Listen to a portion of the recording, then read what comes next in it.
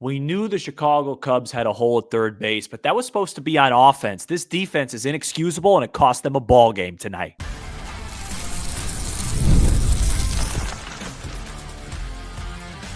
You are Locked On Cubs, your daily Chicago Cubs podcast, part of the Locked On Podcast Network, your team every day. You are Locked On Cubs, part of the Locked On Podcast Network, your team every day, alongside Sam Olber. I'm Matt Cozy. Sam and I are lifelong fans, taking our passion into a discussion with you on all things Cubs. Thank you for being part of the show and making us your first listen today. And the best way you can help us grow the show is to listen or watch every day. Today's episode is presented by Monarch Money. Take control of your finances with Monarch Money. Use code LOCKEDONMLB at monarchmoney.com for 50% off your first year.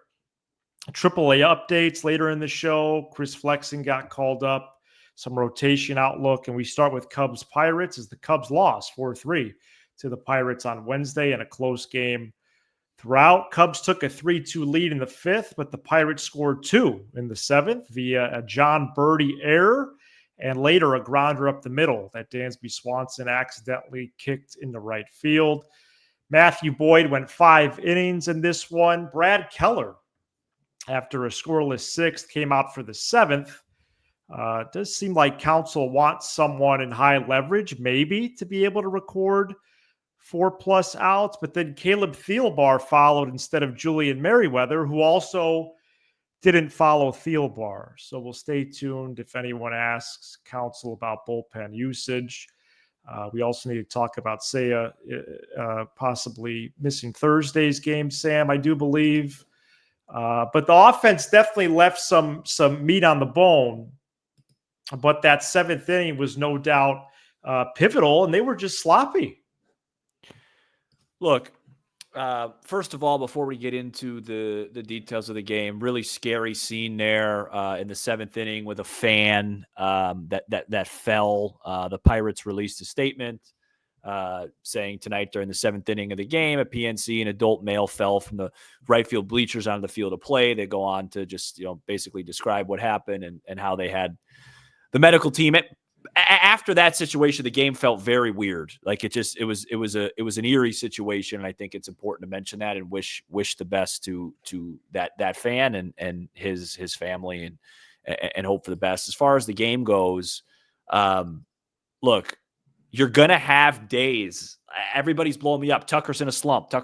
Yeah, Tucker's in a little bit of a slump now. Seiya went 0 for 4 with 3 Ks, but you can't say every game, well, the offense needs to do more. You have to win 3-2 games sometimes. You had an opportunity Sunday night to win a low-scoring game. You couldn't make the big play, and in fact, you made the big mistake. And I felt really comfortable with this 3-2 lead. Keller came out. He retired who he needed to retire. He gets a routine ground ball. To John Birdie. And when I say routine, yes, he had to go to a couple steps to his left, but that's a comfortable play for a big league third baseman. He boots it. That's the 9-hitter. It leads to O'Neal Cruz to come up. Counsell makes a big decision there. He basically says, I'm more worried about O'Neal Cruz versus a righty than I am Caleb Thielbar versus the next two right-handed batters, because Thielbar comes in, takes care of Cruz, but then gives up a pretty hard hit ball to Brian Reynolds, who's a switch hitter. And then has a 3-ball count to McCutchen. You could tell McCutchen was seeing him well. Wasn't a really good matchup, to be honest. I tweeted out I wouldn't even mind a walk there and then let Hodge come in and face Bart. Not an intentional, but if you don't have it. And then that ball, look, it was a fluky play. It was an accident. That ball should have been kept on the infield when you look at the replay. It should have been. I think what happened is that Nico got so close to Dansby, it kind of messed up the rhythm there. You know what I mean? It was just, I think Dansby didn't really know where he was. I think he lost sight. And then when Dansby slides, he kicks out his leg, and he kicked out his leg. Ironically, if he lets that ball go into center field, we're still playing, because only one run would have scored. But it's just, those are the games. You can't make those plays. You're going to have stretches where the offense is quiet. The way to limit the damage and minimize the losses and maximize the wins is finish those games. And the third base thing, look, we all know, Matt, that the Cubs have a hole there. But let's be honest, that hole is supposed to be offensively. John Birdie and Gage Workman were supposed to be competent defensively. Gage Workman made another error today on the south side, his debut. He was pulled in the 5th inning.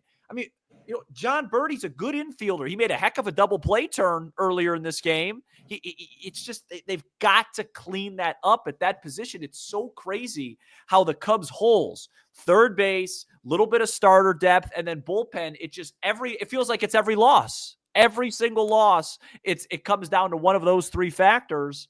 And I thought tonight was a bad loss outside of the Arizona collapse. Game 4 or 5, I thought this was one of the worst ones considering the pitching matchup. You didn't face a very good pitcher. Considering what looms tomorrow, I just thought this was a bad defeat today, and I'm upset about it. Yeah, I did. Again, not on the offense. I guess I had just hoped after the nice win on Tuesday, I had imagined them, front loading the action. You get out to a lead of not a bad ilk from Tuesday, but even a lead at all, really. They trailed, almost right away in the first, and then, in the middle there, they start to answer back. But I guess I really can't hold off, based on what you're saying. I would love to talk about Matt Shaw third segment, but Sam, I do wonder how in the short term this can be solved. Do they just try Brujan Thursday and Lopez Friday and then Birdie again on Saturday? And then don't take me too literally, but do they do more of a carousel there? Because I had understood that offensively they would be even actually below replacement level, below average. Exactly. If they just held down the fort defensively. That's all they need. But it hasn't happened. And my target date for Shaw's Memorial Day, well, that's still 3.5 weeks away. That's a lot of baseball. Those are games, games that a lot of those games you should win, but those aren't banked by any means. You have a division opponent again this weekend. So that's definitely gone up my concern chart, even just in the last, really since Shaw went down, because he was serviceable at third, despite, not living up to the bill at all offensively. But Birdie's supposed to be good over there. Yeah. Workman was supposed to be better than Shaw defensively. Yeah, but at the end of the day, Birdie's a journeyman. Workman's a Double-A player. To answer your question, what do they do? Is John Birdie just needs to make that play. That's what they need to do. Brujan to me has looked the shakiest. He's not a factor moving forward. Really. Birdie just needs to make that play. He made a much more difficult play earlier in the game. He needs to make that play. And look, offensively, you're right. Considering the pitcher, it was a bad day, but sometimes that happens. The Cubs hit a ball. PCA hit like 3 balls hard today. Had no luck to it. The Cubs are gonna come down a peg when Kyle Tucker is slumping. They rely a lot on him. He's in a funk. His swings today, were very spring-esque. Go ahead. Well, in the 4th inning, I almost felt the 2-out rally. Then PCA line one right to right field. Yeah, and then you had second and third no outs with Tuck at the plate, 3-0 count. He green lights, which is a great green light in that spot. Just taps one to first, but it scores a run, gets the runner over. You knew Seiya was going to K, but you get a gift wild pitch. So you take the lead, and that was really it. But that was it. But it really felt like the bullpen was in control and the game was in hand until Birdie bobbled that baseball to get Cruz to the plate. And look, I understand that feels harsh, but sometimes that's out of 162, you're going to have a handful of these that you just have to grind. And I tweeted out right after the 6th, I think it was right after the 6th, said this is the exact type of game I want to see the Cubs win. It's the last hurdle in this start to the year. And it was disappointing. The Pirates didn't win this ball game, just like the Phillies didn't win that ball game on Sunday night, just like the Diamondbacks didn't win that ball game in extra innings at Wrigley. The Cubs, the Diamondbacks game was a fluke. That ball Hap hit was just a fluke double play. But the inning before, Josh Naylor got thrown out trying to steal home. It was ridiculous. If they lost that game, that would have been it. It's not that the other team's winning it. The Cubs are just losing it, and it's frustrating. But they can make up for it by finding a way to come back and bounce back tomorrow, which I understand they're facing Skeens. It's still something that they easily can do. So, all right, well, let's keep talking about this game then and preview Thursday right after this. Today's episode is brought to you by Amazon Fire TV Stick. Did you know your Fire TV is also an Xbox? Turn any TV into your gaming and entertainment hub with Fire TV Stick 4K devices. No console required. Just grab your paired controller, subscribe or sign in to Xbox Game Pass Ultimate with EA Play included, and you're ready to go. Dive into hundreds of premium titles, including EA Sports College Football 25 to Call of Duty, as easily as you stream your favorite shows. And speaking of my favorite shows, Andor released on Disney Plus last week. Now 6 episodes in, 3 per week. I'm watching Disney Plus with my Amazon Fire TV Stick. And did you know that you could go from app to app as smoothly as you can with Amazon Fire TV Stick? I go from Andor, I go to Marquee, I go back to Andor, I throw in some of the Mole on Netflix, classic reality show I've been revisiting recently. Amazon Fire TV Stick. What a product. Head to amazon.com/Fire TV Locked On to get started. Xbox Game Pass Ultimate sub and compatible controller required. Available on select devices, including Fire TV Stick 4K, Fire TV Stick 4K Max, and Fire TV Cube. All right, let's keep going about the game. So I did want to just double check, Sam, something here. So when they went Keller to Thielbar, you feel like that was isolation for just the Cruz AB. Yeah, I think that was that is a byproduct of the rules. They kind of got in a matchup jam. Yeah, I gotta see what Reynolds is as a switch. My guess is they felt they liked to turn him around too.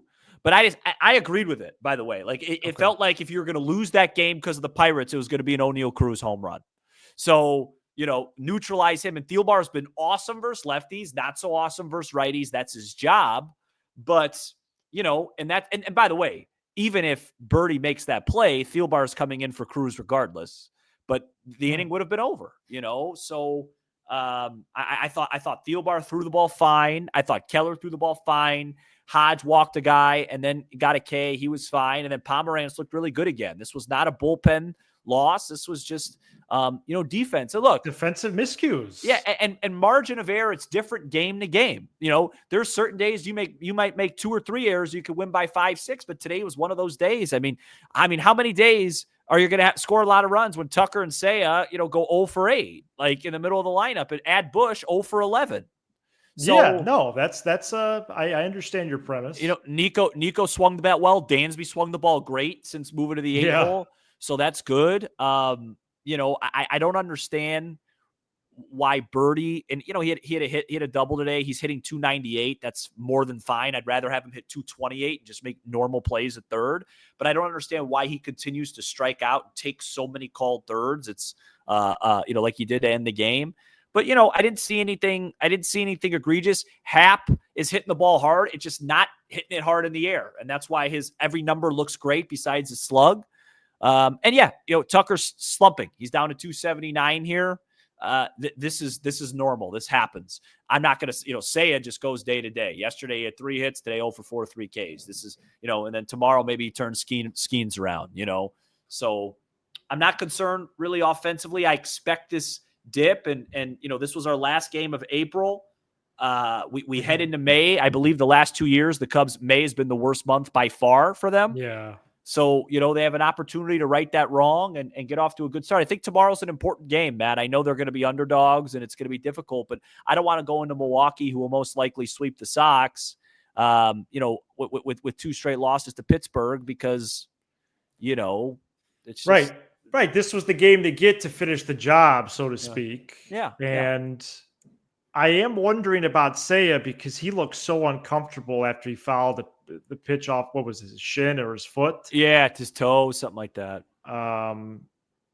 Any He could get the day tomorrow. That would make sense.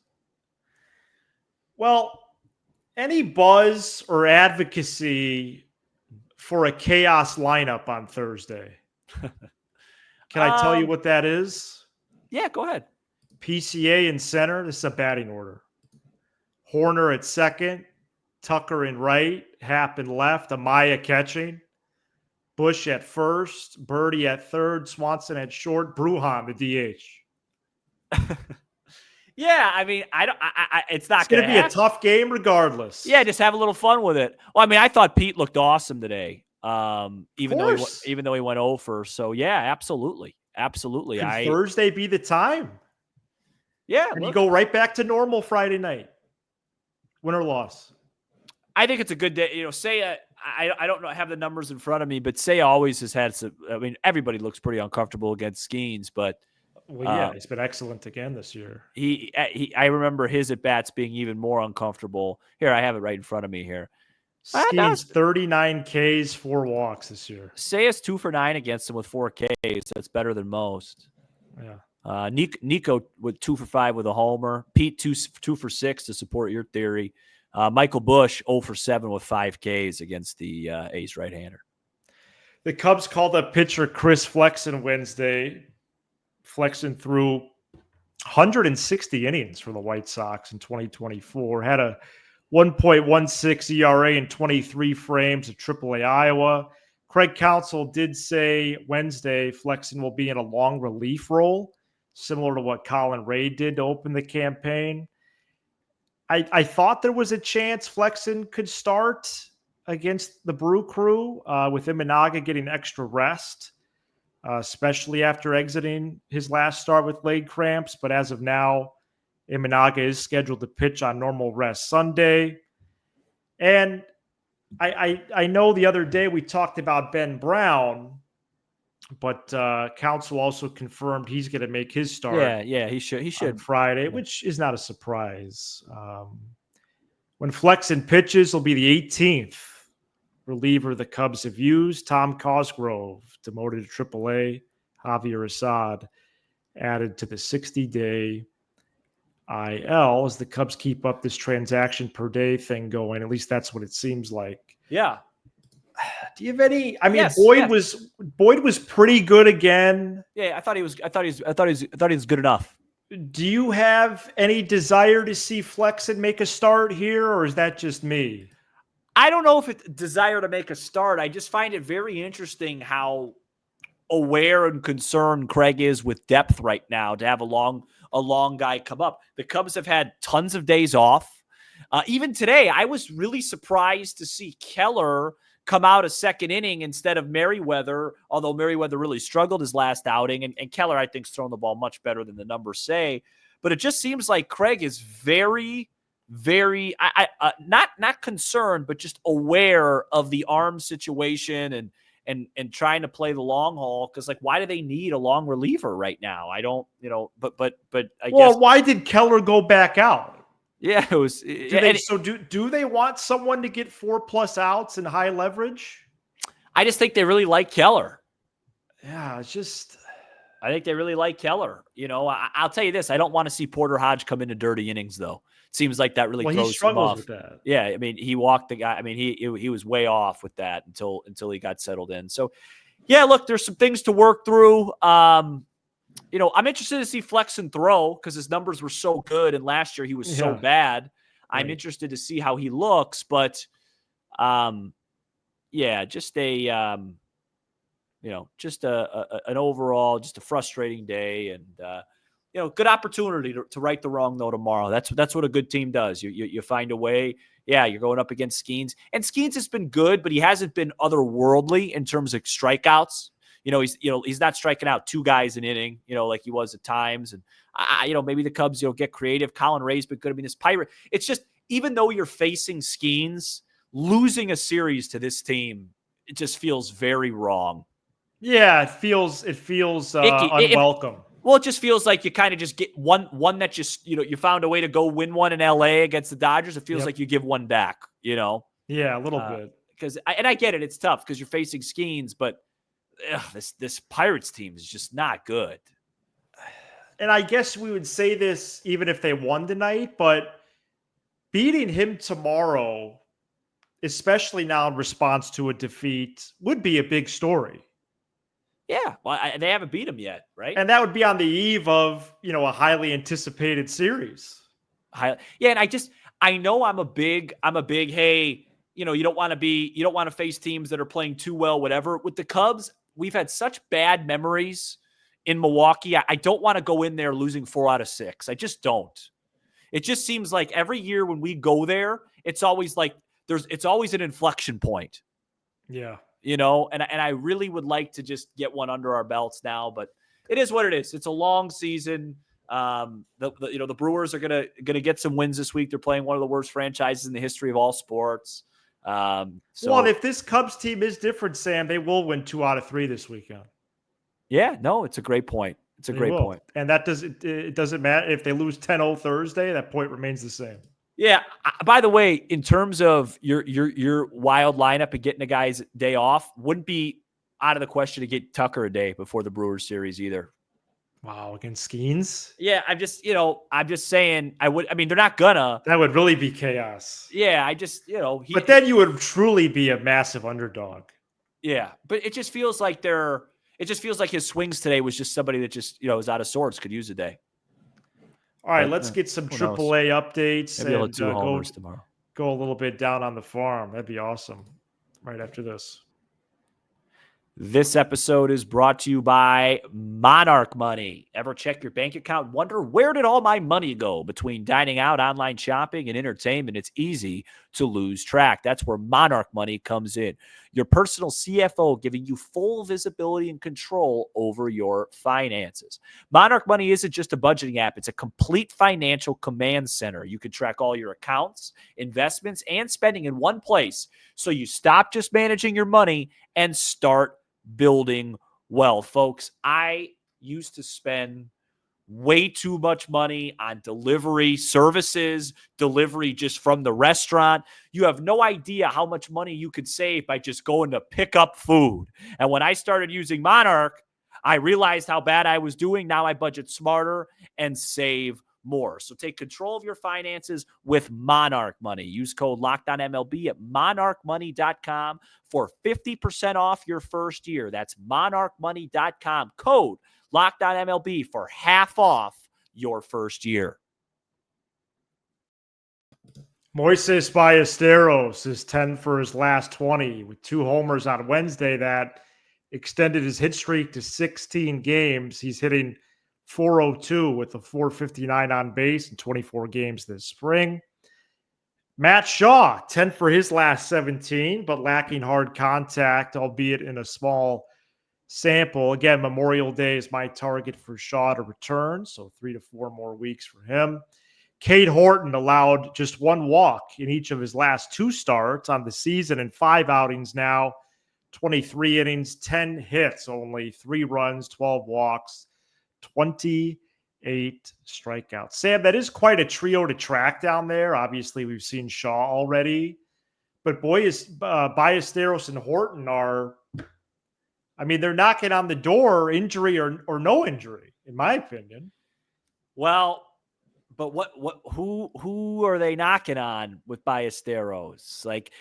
Look, I'm all with you. The guy's playing unbelievable. He's hitting over 400 for a month. Ultimately, I don't support him probably just playing 2 or 3 times a week. So I'll tell you my vision. Okay? Yeah. And we could talk about Shaw after. Obviously, look, if Seiya, Happ, PCA, and Tucker stay healthy the whole year, then that's great news. The Cubs are probably going to be in really good shape. There's going to be probably an instance, once that happens, he'll be the first guy up. If that doesn't happen, where I think his path is to continue working on the defensive side and developing there. And if Justin Turner continues to really scuffle, that's the name for me, like Trey Mancini did, and I was all supporting the Justin Turner signing, and he's been brutal in his at bats. Brutal. Yes. Brutal. So Is that a new thing for you, or to yell in the mic and say brutal? I'm really surprised at how bad he's looked. Yeah, he's like 1 for his last 20 or something. And every pitch down the middle he fouls away. I'm just surprised. That's all. Point is you get to July, something like that. If everybody's healthy, you're in a pennant race. And if Turner still continues to struggle, maybe you part ways with him.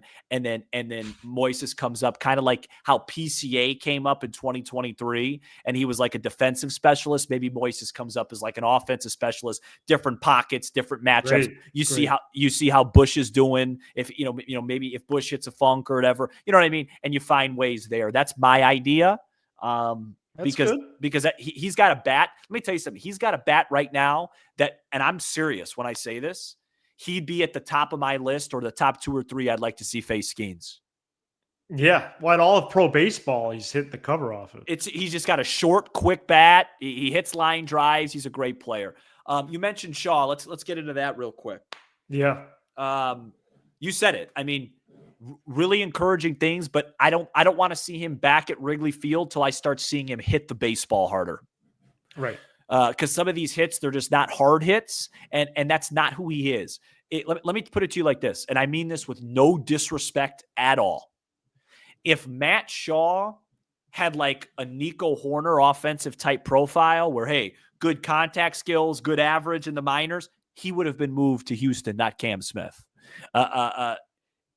He has a much better profile than that. This guy could hit. He could hit for power. I want to see 100-mile-per-hour exit velocities more consistently, and then bring him back. Because right now, as bad as third base is, you don't want to ruin his development because you failed at that position. Yeah. So that's where I'm at on him. It's fair. Encouraging signs. The batting average is up. The on base is up. Now I just want to see him consistently hit the baseball harder. Absolutely. And I don't want to sit here and say that I necessarily expect that, but I think, previous trends would give me hope for that. And hopefully he'll build his confidence off that. And so will we in terms of the outlook. But the other guy right now that I'm keeping close eyes on, especially when you can never have enough pitching, is Horton. The walks, the free passes are a concern, and only allow 1 in each of the last 2 outings is a big step for him. Yeah, and if we're talking about a Memorial Day target for Shaw, wow. Coincidentally, I think that might be a target for Horton, because that would give him about 3 starts until then, maybe 4. That'd be awesome. And I think at that point, if he's doing what he's doing now, that's we'll have plenty of AAA time. We'll have to go to that. Well, I'm going on Memorial Day already. Right. Well, if Horton I might see him debut against the Rockies, who may or may not have double-digit wins at that point. I think they won today. I think they got their 5th today. Their 5th one. Here, bold prediction: Rockies finish with a better record than the Sox. Is that bold? They will. A little bit, just because. No, I think the Rockies are better than the Sox. Oh boy. Okay. Gage. It is. It's slightly bold. Gage, can I just tell you something? Did you catch real quick just to get a laugh? Because tonight was just a rough night overall. And by the way, like, just that, seeing that whole thing with that fan, that's just scary stuff. It was bad night overall. Just to get a laugh in for you, cheer you up a little bit. Yeah. Did you get? And then I have some Tyson Miller news too. Okay, great. I'm can't wait. Did you get a chance to see what Gage Workman said when he joined the Sox? Yeah, we forgot. I should have put that in my notes for Monday's show. So he said something like, "Can't wait to beat the Cubs." Yeah. So do you want to hear how he debuted tonight? Sure. And actually, in a way, he did beat the Cubs because they're facing the Milwaukee Brewers, and and early in that ball game, I think it was his first chance. I could be wrong. He just had a routine grounder, chopper to third, just go right through his glove to score a run. And then with the bases loaded, no outs, called strike 3. And then for his second AB, he got pinch hit for. So he might be destined to be a Tiger. Because the Rule 5 rules. 0 for 1 with a K looking with the bases loaded, no outs in an air, and then pulled. Congrats. You Man. did beat the Cubs tonight, Gage. Tyson Miller, 6 1/3 scoreless innings on his rehab assignment, which he is eligible to be on until May 14th. And then the Cubs have to make a decision. And finally, after being released by the Red Sox, Sam, did you see this? Michael Fulmer reunited with the Cubs on a minor league deal last week. I did see that. And he did toss one scoreless frame in his iCubs debut. All right, we'll be back after Ray v. Skeens on Thursday. And the other big story for that episode is going to be the Cubs Brewers preview. Yeah, big episode. Major. Big episode for Friday. So very big, very big. Thank you so much for checking out this one. We're here 5 episodes per week talking about all things Cubs. He's Sam Olber. I'm Matt Cozy. This is Locked On Cubs.